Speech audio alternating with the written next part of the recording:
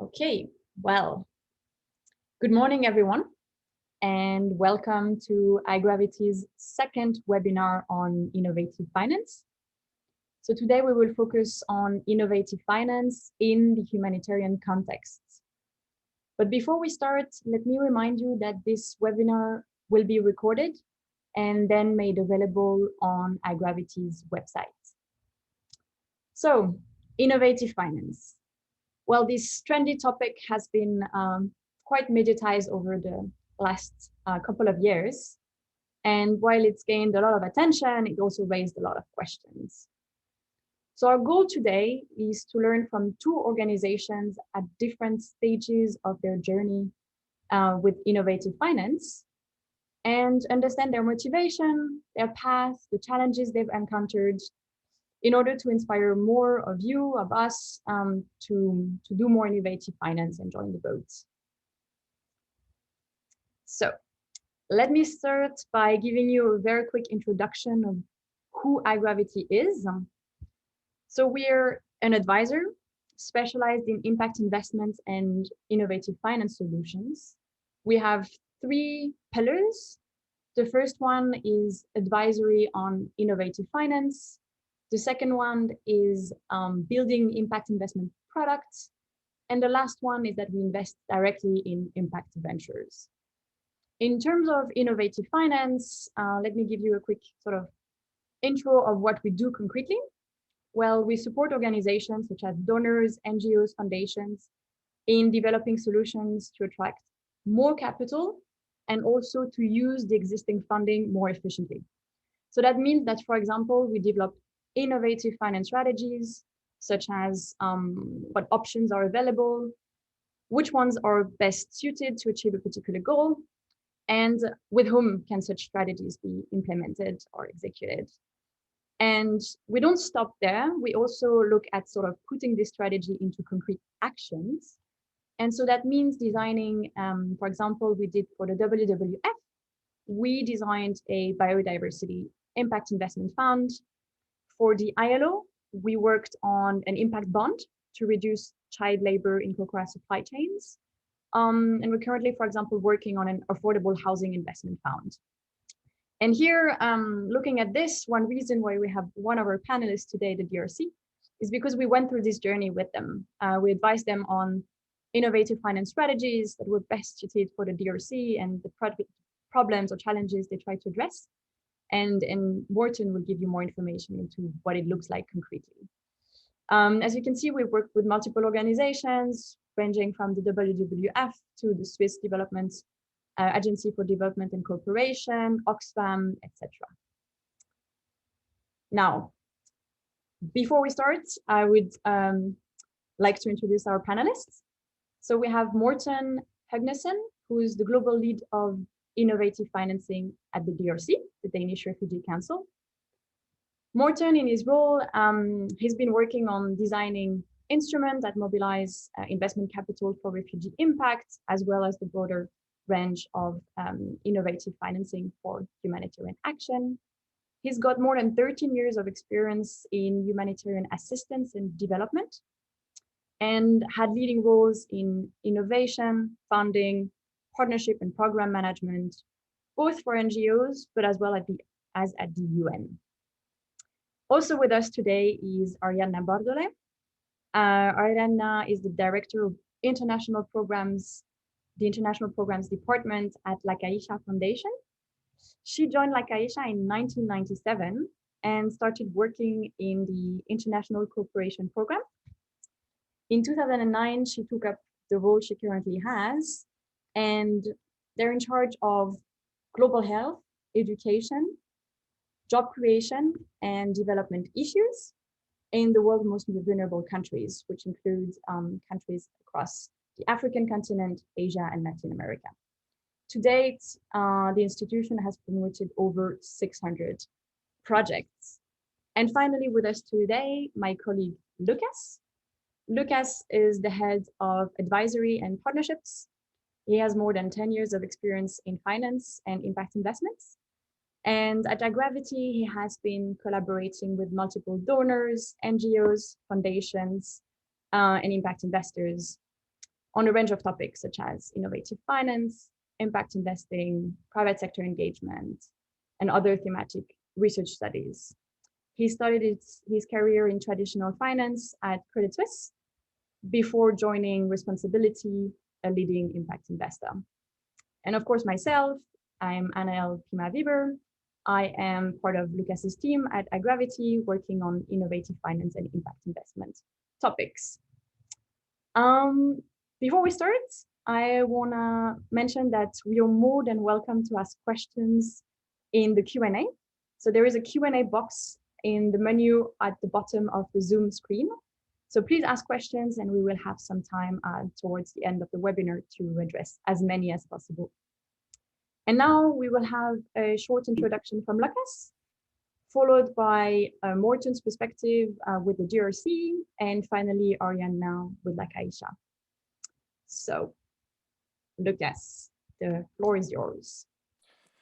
Thank you, Anaël, and a warm welcome from my side as well. It's my pleasure to quickly highlight the key aspects of innovative finance and also lay the ground for my colleagues on the panel, why and how innovative finance can be used in the humanitarian sector.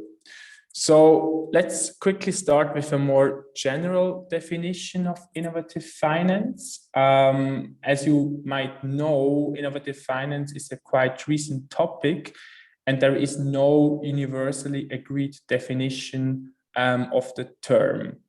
For us at iGravity and many other actors, the idea of innovative finance for development is basically to increase the amount of capital available to address the SDGs, development challenges, by either tapping into new sources or making existing funding more effective. The innovative finance is not new, what is being done. You will see that when we talk about the instrument and tools. The innovative aspect lies in applying the tools and instruments to tackle international development challenges. For us, there are 4 key aspects that are listed here. I spoke about the first one already. It's about applying the tools in the international development context. Often, innovative finance also combines public and private sector resources. On the third aspect, the goal can be to mobilize additional resources, and it's not about replacing existing resources. I think this is very important to keep in mind. Also, it doesn't have to be that additional resources are mobilized. It can also be using tools and instruments to make the available resources working more effective and or efficient. This is just a quick overview.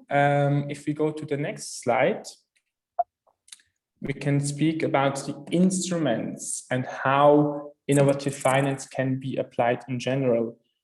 And let me start by saying that this list is not exhaustive. There might be other tools and instruments. We just want to give a quick short overview for the sake of understanding.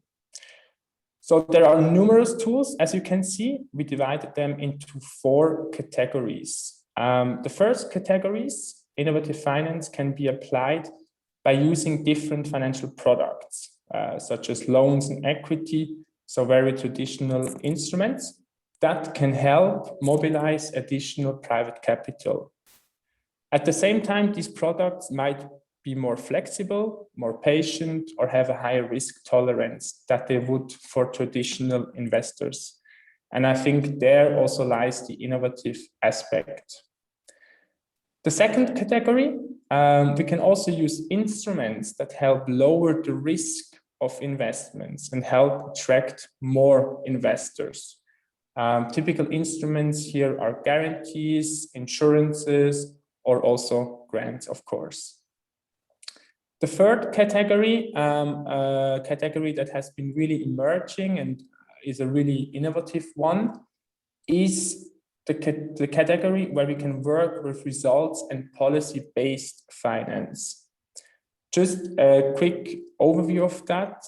There are structures where donors make payments when certain results are achieved. So linking the payments, the flow of funds to the outcomes or even the impact of activities, and not financing all the activities upfront. You might have heard from social impact bonds or even social impact incentives.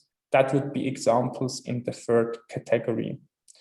Finally, there is also the fourth category on technology-enabled solutions. It's also a very recent one, also given the technology that is behind. Technology-enabled solutions can help channel investments towards social enterprises, for example, in developing countries with cryptocurrencies or crowdfunding investment platforms. So now this was a general overview. Now let's speak why innovative finance could be an important tool in humanitarian action. On the next slide, you will see two charts. And first, let me start by saying that the chart on the left-hand side is in trillions US dollars, and the chart on the right-hand side is in billion US dollars, so that this is set in the right ratio. So I'm sure you're familiar with all the figures, and we hopefully agree that the SDGs, you actually see the funding gap to meet the SDGs in developing countries on the left-hand side, cannot be achieved without the involvement of all stakeholders, including particularly the private sector. This statement is also true when it comes to financing humanitarian action. You see the figures, the estimated annual investment gap to meet international humanitarian assistance on the right-hand side. While the forecasts here are alarming enough, the fact that in 2020 only half of the funding requirements were met, it becomes clear that also here new and innovative ways need to be applied. And I'm sure you agree that the problem is not the money, as global financial assets are estimated at 200 trillion US dollars globally. It's more about channeling the resources to where it is needed. On the last slide, we try to lay the ground for the following colleagues, Morten and Ariana, to show why innovative finance is suited for humanitarian interventions. We think that there are at least three reasons or key aspects that show the potential of how innovative finance can be applied in the humanitarian context. So first, it offers the ability to increase the impact of humanitarian organizations, and I'm sure Morten will talk about this in more detail. Innovative finance can also incentivize private sector contributions or investments, and we have seen that with a lot of social impact funds from Mercy Corps, grant challenges from different donors, or also guarantee facilities. Last but not least, as already said, humanitarian interventions also offer a huge potential to pilot and apply technology-enabled solutions that are linked to financing. There have been cryptocurrency funds for refugees, or even remittances transfers enabled through blockchain technology. So this was just a general introduction, and now I'd like to hand over to Morten to show his perspective and what the DRC has been doing in innovative financing. Well, thank you very much, Lucas, for that introduction, and Ail for kicking us all off. I'll be just sharing some perspectives and ideas from the Danish Refugee Councils and my own perspective on why we're working with this at all, what we mean by it, how we try to have it make sense in our organization, and then I'll also give a few examples of concrete initiatives that we're working with under this heading. Just go to the next slide, please. So a lot of this mirrors what Lucas has already said, but I think it's worth just reiterating it from the perspective of the Danish Refugee Council. Of course, we look at a particular subset of the world and humanitarian crisis, and that is refugees and other types of displaced persons, and the host communities that they find themselves in.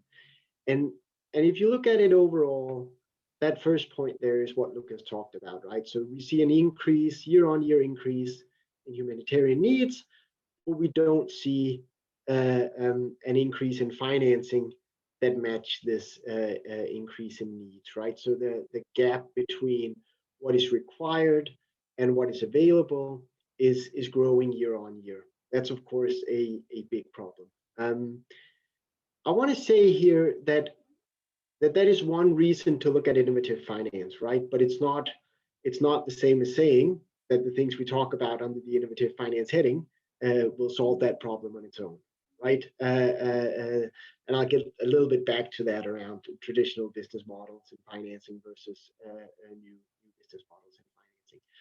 So secondly, and this is particular to the context of refugees and displacement crisis, those that follow that sector and the general debates and updates will have noticed that displacement crises tend to last longer and longer, and that of course puts pressure on existing humanitarian financing instruments, right? So when you work in humanitarian action and you try to fund your work, oftentimes the funding available to you will be 6 months duration, 1 year duration. That's of course a problem when you try to address semi-permanent or even permanent situations of displacement, where you want to work more around structural issues and sort of the underlying foundations of what creates the crisis situation in the first place. So we have a mismatch or a relevance gap, I say, between many of the situations that we try to address and the funding that's available to us to address those situations. So those are two sort of push factors, I would say, that there are some changes in the circumstances around us that requires us to look critically at how we're able to finance our work and which partnerships we're able to enter into to do that. The last one is more of what I call a pull factor. And I usually say this, that nonprofits no longer have a monopoly of doing good in the world. And that's a good thing. It may be challenging sometimes for nonprofits to realize that, but it's a good thing because there are a lot of other people out there that are interested in using their expertise, their capabilities, their finances, and their organizations to do good in the world. And that pulls us towards new types of partnerships opportunities. You see a big move, of course, in finance, mainly around the green wave, if you like, to look at environmental sustainability and climate change, but more and more you're also looking to address that social impact element in finance, and there's a growing interest there.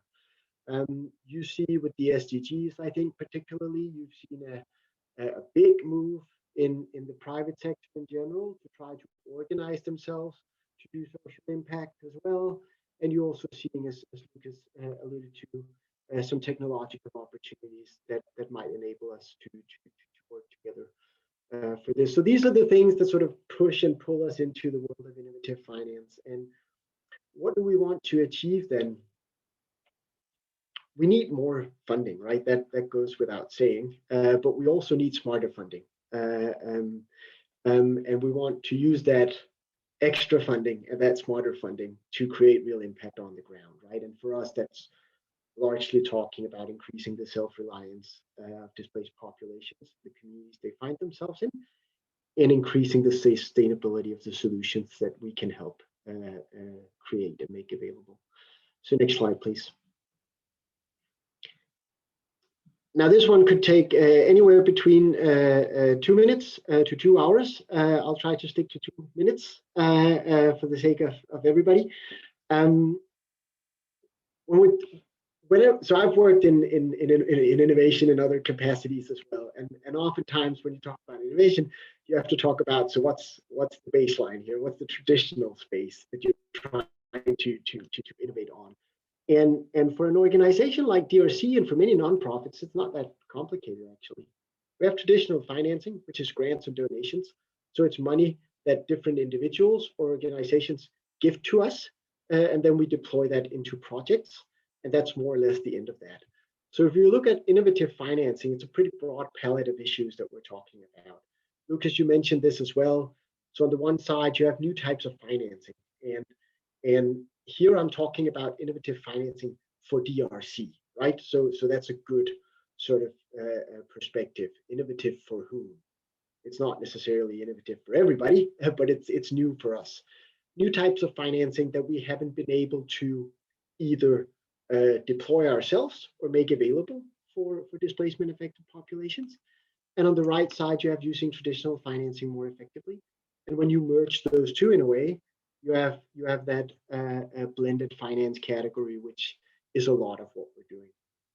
And I promise not to spend too much time on it, just to say that this list could be 10 items or 20 items long, and you can quickly get lost in definitions.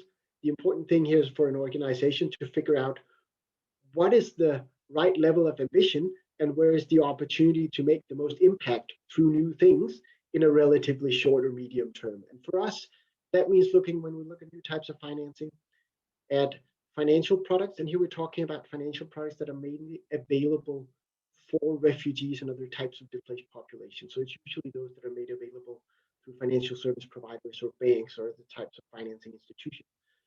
Those are partnerships and ways of channeling finance that we haven't looked into enough. Then we have the impact bonds, social investments, outcome funding category, where we see some potential for our programming. And then we have private sector investments, which is, of course, that debt, equity, and blended mechanisms that go to private sector actors that make a difference for displacement communities. So it's not a matter of us necessarily growing the DRC part of finance. It's about channeling other types of finance directly to where it's needed. And on the other side, we're looking a lot at how we can use that grant finance in a smarter way as a catalytic use to draw in those other types of investment. Next slide, please. So I'll give one example in a little bit of detail and just highlight a few other examples of what we're doing. And of course, I couldn't join an iGravity webinar without singling out the partnership we have with iGravity around a refugee investment fund. And there's a lot of more detail available on this, and I'm happy to provide that in the questions or separately later on for those that are interested. I think for now, what I want to focus on is that innovative finance element of it for an organization like DRC. And here we're combining three of those categories that I mentioned before. We want more investments into private sector in the countries where the refugees are hosted, so that the private sector can make a stronger contributions to solutions for those communities. We want to do that through a blended finance fund that draws in new types of financing and also uses grant funding more catalytically. And it addresses a couple of the shortfalls that we talked about earlier.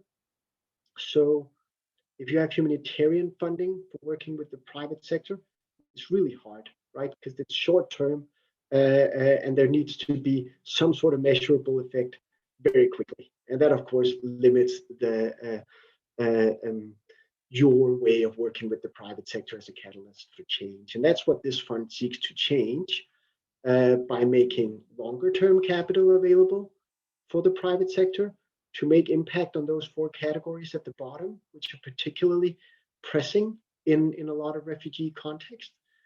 It combines expertises from different worlds, right? So we have deep refugee expertise as DRC. We're in 40 countries. We have a long history. And iGravity's expertise in impact investing broadly. And it does that with a new fund model that is new both for DRC, but also for the refugee sector more broadly, because it's a fund that has an impact first investment strategy. And I'll come to the structure in the next slide. And that sets it apart a little bit from what else is in the market at the moment. So next slide, please. This is just to show how we can blend different types of funding into a fund like this, right? So you have traditional donors that can fund a revolving fund that invests in the private sector, and the returns on that investment is recycled in the fund, so new investments can be made. Part of the donor contributions will also fund a technical assistance facility to provide assistance to the investees, both on sort of general business development, but our role here as DRC is to provide technical assistance so that their business activities make a positive social impact for refugees in those communities. And then at the top there is a senior tranche or a small window for impact investors or maybe venture philanthropists that wants to get their money back at some point, or parts of their money back if you're looking at a venture philanthropy model. And I don't want to oversell this layer here because it's challenging when you invest in refugee hosting areas. There's a reason why traditional capital doesn't flow there independently. So it's a limited opportunity for impact investors. But what's important for us here is to try to blend those two funding streams, because that would be a new thing. So next slide, please. And now I'm almost done. I'd encourage everyone to go to our website. We just launched it not too long ago on innovative finance, and there's a link there at the bottom. And there are some more examples of what we're doing in Denmark. For example, on the right side, we're building a social impact bond for labor market inclusion of refugees. A super exciting initiative. In Jordan, we're working with a lot of investment partners and private sector and accelerators to try to find new ways of creating employment and income generation.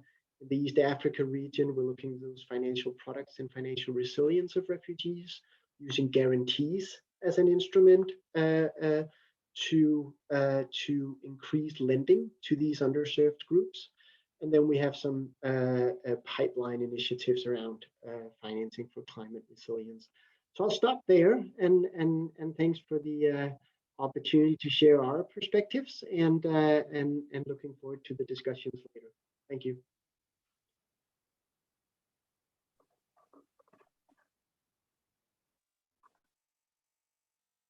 Anael, you are in mute.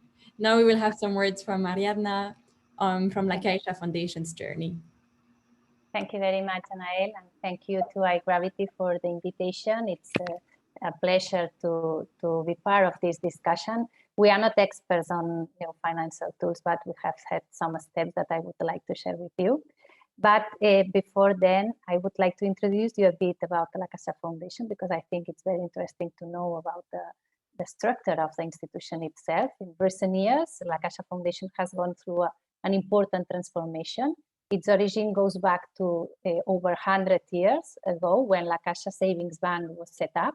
This was in 1904, when Francesc Moragas, the founder, created La Caixa de Pensiones for Elderly and for Savings, with the support of different entities of Catalan civil society. And thus was born a private institution that in those years of so much social instability would become an instrument to help the most disadvantaged classes to have a certain autonomy and security in their family. And Moragas promoted by then a modern, professional and innovative financial management, very different than the other institutions. And it would make this entity the precursor and promoter in Spain of social security, one of the basic pillars of the welfare society. And currently, today, we are two disconsolidated organizations, La Caixa Foundation on one side and CaixaBank, one of the most important financial institutions in Spain. But still today, we share 100 years of history and image. And as you see in the slide, today, La Caixa Foundation owns 30% of CaixaBank, and also some shares of electricity technology companies, etc. And all this has allowed the La Caixa Foundation to be an independent organization with some 20,000 million euros in assets invested in the portfolio of companies. And we believe that as a first step in impact investing and innovation would be the La Caixa Foundation model that, like other European foundations, started from this endowment scheme. Next. La Caixa Foundation, for those who never heard about, is today an important foundation in Spain and Europe, and the consolidation with the bank allows us to have an independent vision and allocate resources to social, culture and science, education and research programs. And since 1997, we also have promoted international cooperation programs in collaboration with international foundations, international organizations and NGOs in Spain. The aim is to promote equal opportunities for the most vulnerable populations in Latin America, Africa and Asia. And at the beginning, we started with a global call for proposals, providing grants to Spanish NGOs. But after 20 years working internationally, in 2016, we decided to focus our activity and to create our own programs, working basically through platforms and innovative platforms of organizations. And today, the main lines of action, as Anael mentioned, are job creation, global health, education and capacity building, and humanitarian action. Next. To move forward on international cooperation, today we try to promote innovative tools and methodologies in order to improve the impact of our activities and our partner activities also. I think it's important to share with you that we never work alone. We always work in partnership with other organizations. And this is very important for us. This is why the key elements in our strategy are first the creation of our own programs, as I mentioned, and alliances with main international organizations and foundations with a shared vision, and prioritizing those that provide value and complementary funds to generate the greater impact and sustainability. The second hand, the geographical targeting. We have focused our strategy geographically. We also support for networks of entities, NGOs that share a common objective and complement each other interactions to detriment of support, this is very important, of isolated projects. We also promote of innovative programs aligned with the main trends in development aid and the SDGs. We are working to try to promote innovation, digitalization and inclusion of new technologies in the project. As I mentioned, we are at the first stages, but we are learning a lot from our partners.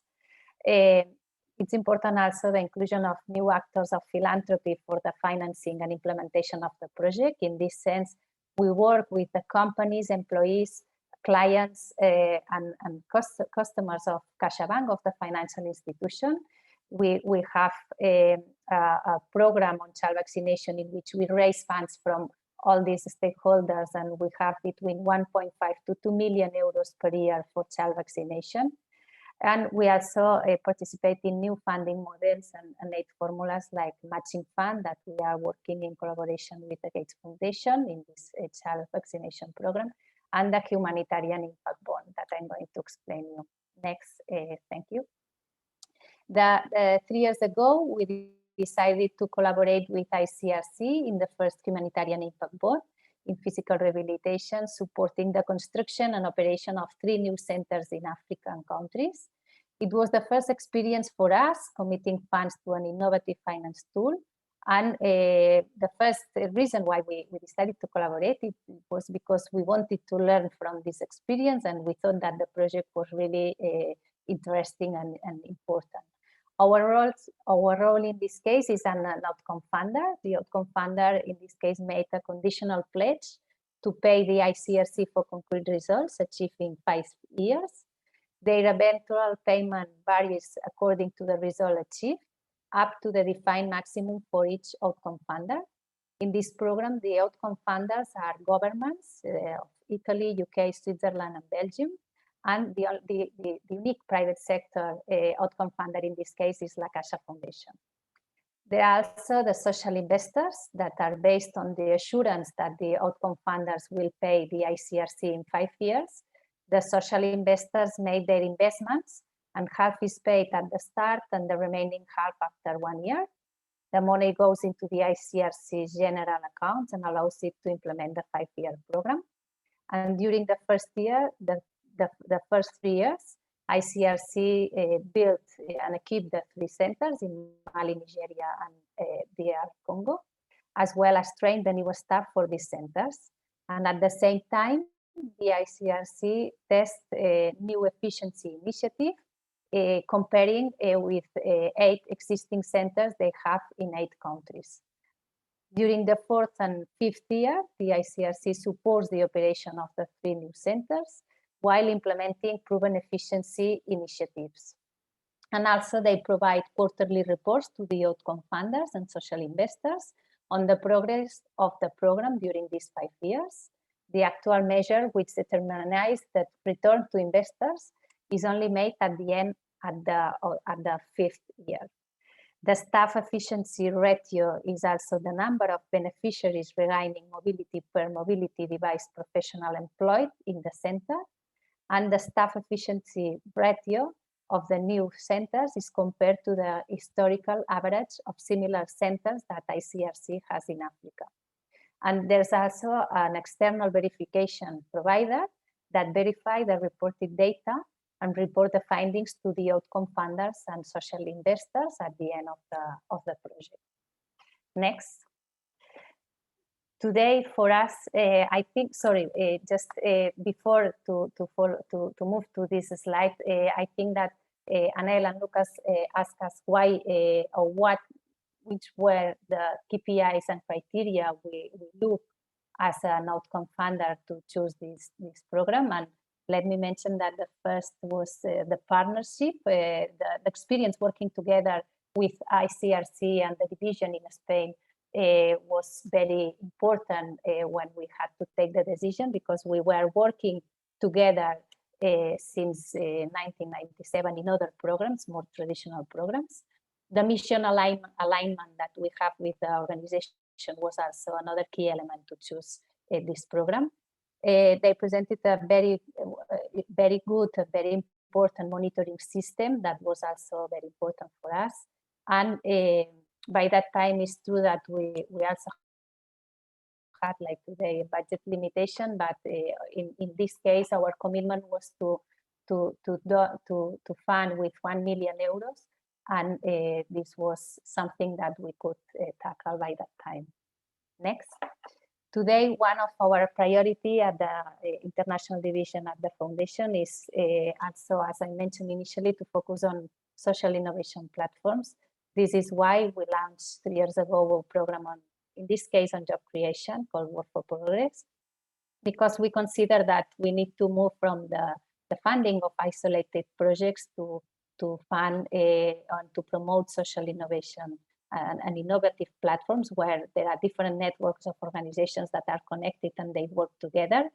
They generate interconnected innovation ecosystems, and also they reduce, from our point of view, they reduce the risk of investment and generate a medium long-term exit strategy.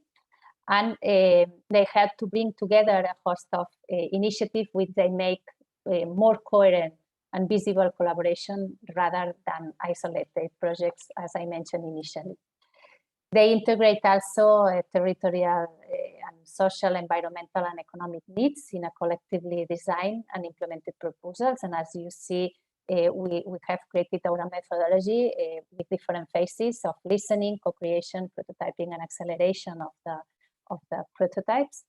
And this is a program that has 3 years of implementation, and we are really very excited with the results that we are achieving. Next, please. And we think that if the objective is to bring about systemic changes, it's very important to finance a portfolio of projects rather than individual projects, as I mentioned before. We also are really focused on designing or on trying to commit our resources on new financial instruments that allow different organizations to invest in a portfolio on a peer basis. We also are pushing a lot to develop monitoring approaches that allow for dynamic management of the portfolio and reporting on its results over time. And let me tell you that also we are still work through traditional financing tools like grants and donations, because it's true that for some specific target and programs, especially with the most vulnerable communities, we need to keep and to continue working with these tools. So this is why we consider that it's very important to try to find a balance between traditional finance tools with more innovative tools. And I think that I'm going to stop here, because we will have some time for questions and answers. Thank you very much again. Thank you so much, Ariadna. Before we jump to the Q&A, I see that there are some questions being asked already. I have some of my own questions that I would really like to ask you. And maybe we can start with you, Ariadna, because well, during our discussion, you mentioned that while La Caixa is one of the most innovative foundation, you feel like you're still only at the beginning of your journey in innovative finance. So maybe you can elaborate a little bit on that and specifically share the challenges you've come across and what would you need to do more innovative finance projects? Thank you, Anael. Yes, as I mentioned, we always consider that the origin of our institution is very innovative, as I explained you before. But it's true that today the foundation is a very big institution, a very big foundation with 500 million euros per year that we spend 95% approx into Spanish programs, social education, culture, and research, but all focused in Spain. So we have a limited budget for international programs. But it's true that one of the main challenges that we have probably is that we still need more knowledge about these new financial tools. And this is why we are trying and we are exploring the possibility to also promote more capacity building, not only for donors, but also for the organizations that are implementing these new financial tools. Also, another challenge is the available funds for new. I think that, Lucas, you mentioned initially that it's not a question to choose, no, or to promote new innovative tools, new innovative programs in detriment of the traditional ones, no? Because the needs are increasing and we need to try to find a balance. So this is probably our main challenge, to find this balance between the programs that we are running, that we have, we started 5 years ago, and we need to, and they need still today more funding, with the idea of starting new programs, because we also would like to start new ones. And also, I think that another challenge for us is the long-term vision that is required in this kind of programs, because we have seen that in these impact bonds, it's minimum 4 or 5 years to have some results, and in some organizations, now we tend to require and to need short-term results, and it's not easy to combine the two point of views. And just finally to mention that we also are contributing with UNHCR, providing innovative methodologies, in this case in refugee camps in Ethiopia. And it's a very interesting program in which by now we are making donations, because annual donations, because the needs there are still there. But this is the specific case, no, where we would like to improve and to move to another kind of collaboration or agreement, no, with the organization in a more long-term point of view. But they still need these funds, no, these annual funds for the needs, the basic needs, and we need to try to find this balance. Thank you so much. Indeed, very, very interesting. And that leads me to asking Morten, who's been, it seems, launching multiple initiatives lately, being very active. So maybe you can share the challenges that you had to overcome internally, maybe at the DRC and externally, and which challenges maybe you're also facing today, Morten. Sure. Thank you, Anela, and thank you, Ariadna, for your perspectives too. Look, it's very it's very easy to show a website, right? It looks nice. You've designed the story you want to tell, and it looks like everything is working perfectly. Of course, the reality is a little bit different. And just to put it into context, so I joined DRC a year ago and a little bit. And that's not to say that there weren't other things happening before I joined. It's to say that when we talk about innovative financing and we talk about intentionally trying to design something that includes new types of finance, but also new business models, then that's a relatively new area for DRC. And it is so for most organizations, I would say. And we have to keep that in mind and be a little bit humble also about what you're able to change in the short term. And I think our experience as an organization probably mirrors that of many other organizations, in that we have a well-functioning business model based on grants and donations, right? It works very well in most situations. The organization has grown with it. We've been able to do a lot of new partnerships with that business model, and we've been able to help a lot of refugees and displaced communities over the years with that business model. Now, there are some areas, as I tried to explain in the beginning, where that traditional business model is not the smartest one. And those are the ones we're trying to change through innovative financing. So one of the challenges you face when you start working with this is to figure out, well, where does this add value over what you're doing already? And try to be very specific about that, because you don't want to do something new just to do something new, right? That's a waste of time and with little impact in the end. So for us, it's been about, okay, there are some refugee situations that go on and on and on. And in any other place in the world, if it wasn't a refugee situation, you wouldn't try to address some of those structural and long duration issues with short-term grants all the time. It's just a very inefficient way of working. So let's focus there in the short term. So that has been part of the process for us. Now, that said, we also face some of those challenges that Ariana just described with working with UNHCR in Ethiopia, not surprisingly, because we're also a refugee agency, in that when you ask people to work on innovative financing initiatives, you ask them also not to work on other types of initiatives, right? And in any given situation, the context may change pretty quickly too. Ethiopia is a great example, actually, of that, right? I think a year and a half ago, most of us was in that sort of innovation mode for Ethiopia, and let's look at new ways of doing things to address these structural issues. And then this new conflict happens, and you have to change your perspective as an organization. And that's just a fact of life when you work in humanitarian organizations.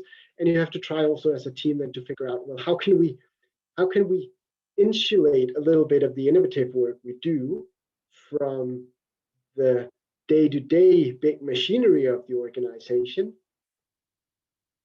in an appropriate balance, right? Because you don't want too much over here insulated from the big machine, but you also don't want so little that you can't do any work. And that's some of the things that we look at a regular basis too. And in general, I would also say that when you try to develop new things, and that goes for financing as for product development or business development or any other things, in very fragile contexts that change rapidly, you sometimes run into the old Mike Tyson quote, right? That you have a plan until you get punched in the mouth, and then you have to figure out what to do then. And so that's some of the things. And the final thing I want to mention is we have to be aware of the fact that on the staff issues, that a lot of our staff are experts in doing certain things. They're not experts at innovative financing, right? So there's a lead time in explaining and working together to define, why are we doing this at all? what are the potential benefits for us and for refugees, and how do we adjust ourselves as an organization. So those are some of the things that we work on a daily basis, and I think that's something we will continue to do for a long time, of course. Thank you so much, Morten, and thank you, Ariadna, for answering this question on the challenges you encounter. Now we have quite a few questions popping up in the chat. So we have questions that go in the same direction around the Humanitarian Impact Bond from the ICRC. And the question is sort of what was the size of it, and can it be scaled and reproduced? Do you want to say something about that, Ariadna? Sort of how big was the ICRC Impact Bond, and could it be scaled, reproduced? What is your perspective? Yes, so as I mentioned, in our case, for us, it was 1 million euros. In total, it's almost 30 million.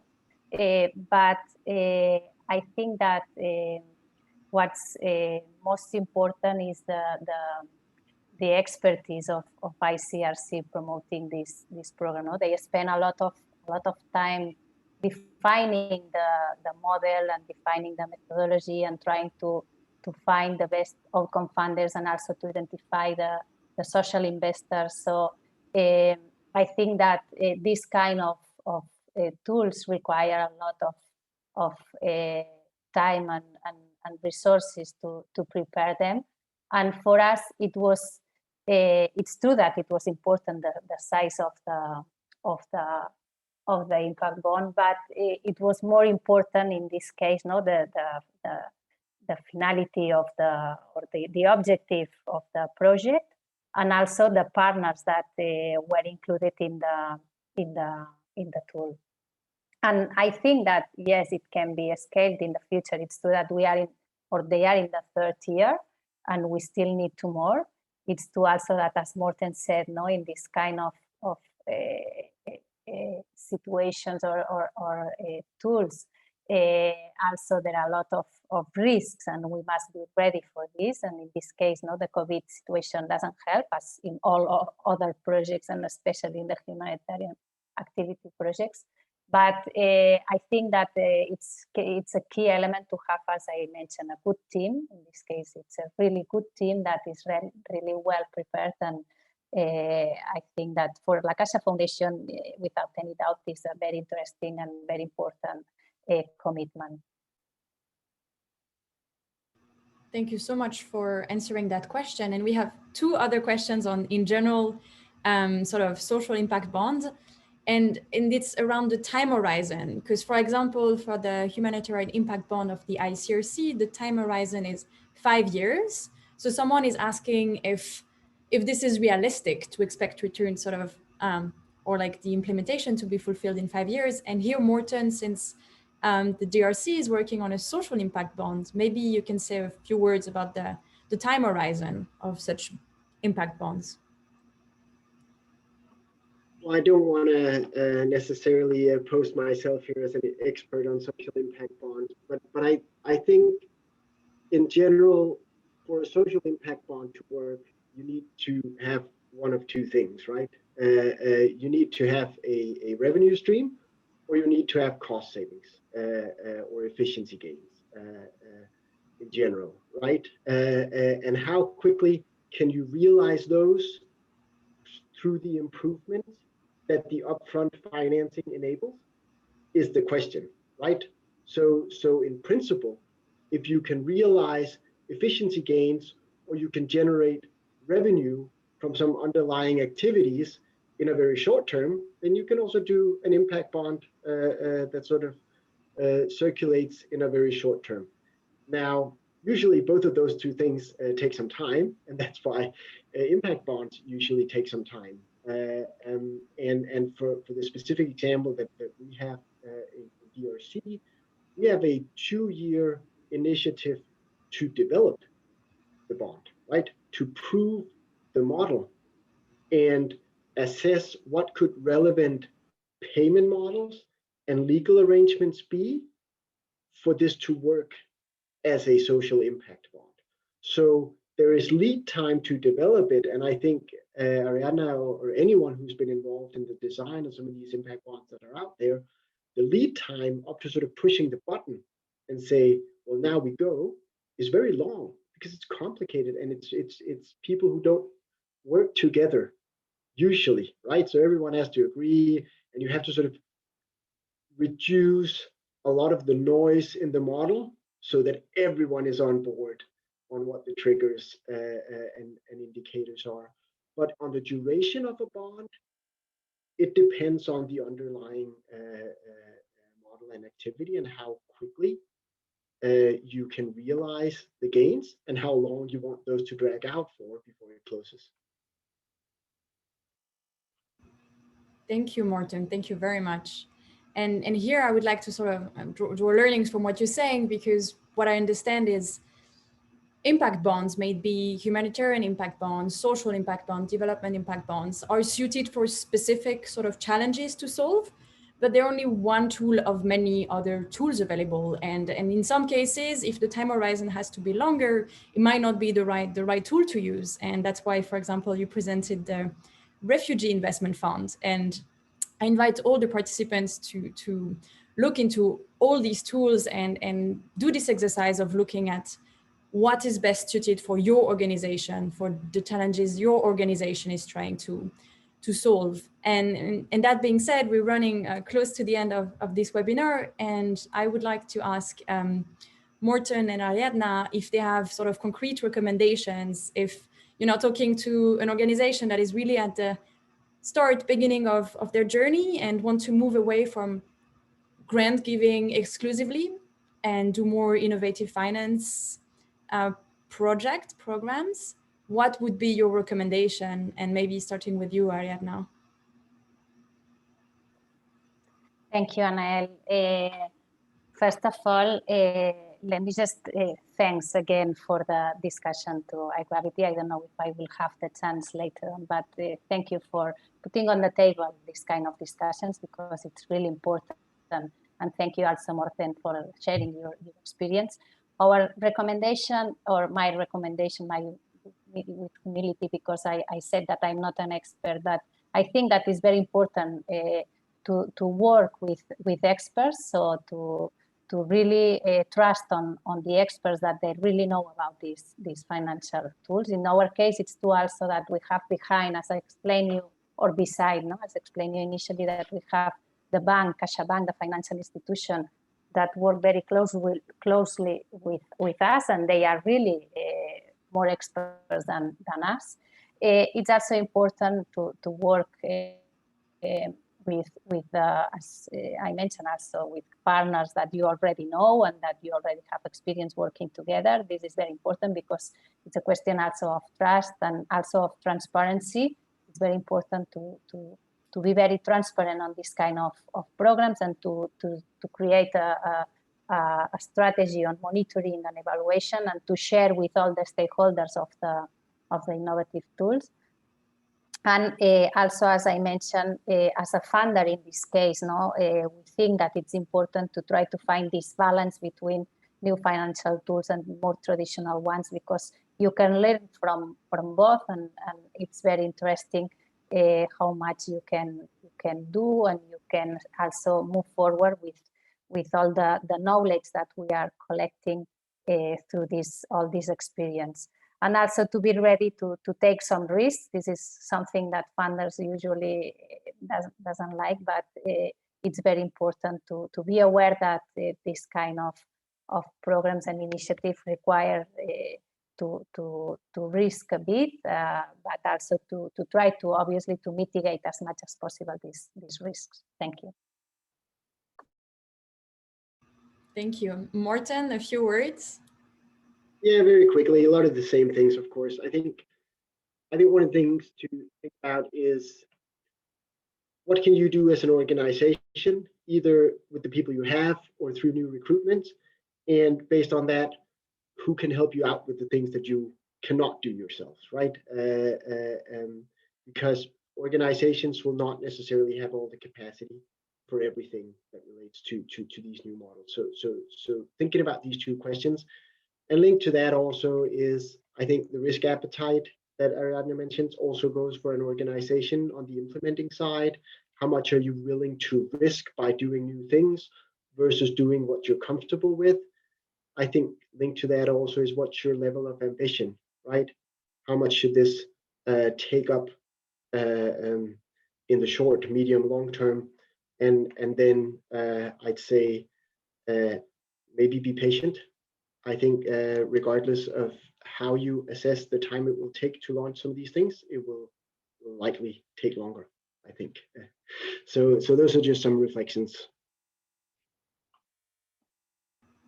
Well, thank you so much to the three of you, Lucas, Ariadna, and Morten, for being here today and sharing your knowledge and also what you've gone through. And it's the journey is not over. It's only the beginning. I'd like to thank also all the participants for taking the time to listen in. We will be making this webinar available on our website, and we'll also share sort of a summary of this webinar so that you can have it in writing and try to answer the questions that unfortunately from the Q&A we could not address within the short amount of time. And please, please, please feel free to reach out to iGravity if you have any questions, concerns, ideas you'd like to share with us. We're here for that. This is sort of our bread and butter. We work on these topics and want to help as many organizations as possible to join the boat. So thank you all very, very much and have a wonderful rest of your day. Thank you. Thank you. Thank you very much. Thank you. Bye-bye. Thanks. Bye.